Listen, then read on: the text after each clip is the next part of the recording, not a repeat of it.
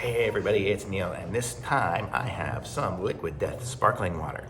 So these are good because they come in the big cans, either the 19.2 ounce cans, and it comes with, I think there's 8 of them in here. Oh, 8. So there's 8 of them in here, and these are nice. I like these because they are the carbonated ones, kind of like a seltzer-ish water. It's good. Sometimes I'll even stick some of that Mio squirt and stuff in there if I want flavor, but other times I just want the seltzer water, this carbonated water. So these are cool. I love the pictures that they put on the backs of these boxes and stuff here. Death to plastic, I guess they say that because they come in a cardboard box and it's a metal can. I don't even know if I guess carbonated stuff would come in a plastic bottle too. But this is that.